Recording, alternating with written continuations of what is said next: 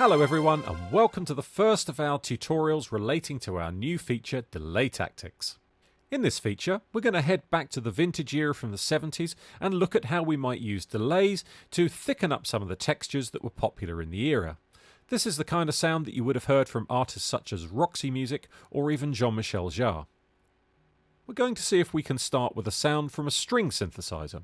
Something like a Freeman, an Eminent, or even a Selena string machine will be the ideal choice, and the chances are that whatever the sampler is within your DAW, you'll find that you've got a sound like that available to you. We're working in Logic today, so we're going to start by loading the sampler, and it's important to stress at this point that if you can, load the sampler in mono, and then open up the sampler.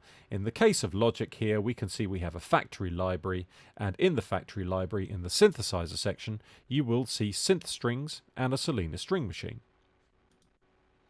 If for whatever reason you cannot find an appropriate sample, just work with a synthesizer and just make sure that you've got a nice bright sound, maybe use some high pass filter on a sawtooth wave, and you'll find that you'll get something that's very reminiscent. So having loaded our sound, we've now got this here. We're now going to go to the instrument channel itself, and we're going to pan the signal all the way to the left-hand side. The trick that we're going to play here is to have the original sound on one side, but then have a delayed sound on the opposite side. So in order to make this happen, we need to send our original signal to some form of auxiliary or bus, depending on the terminology used within your DAW.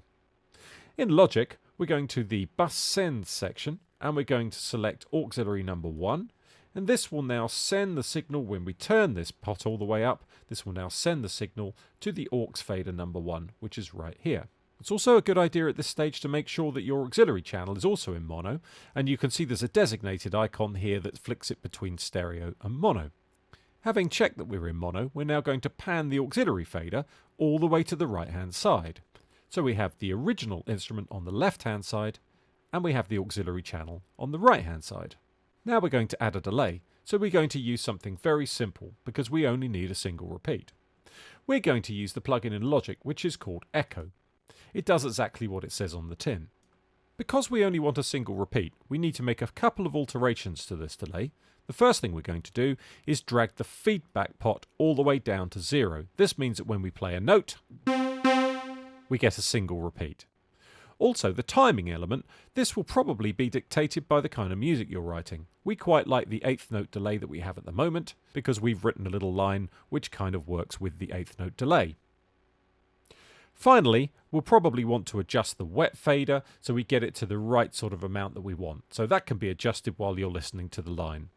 Using this technique will mean that we thicken up the texture generally. However, it's not quite the same as reverb, so you might also want to add some reverb by going back to the original instrument channel. We've got some reverb set up on auxiliary number 2, and if we turn this all the way up, we'll now find that we get a reverb coming from aux 2 at the same time as our delay.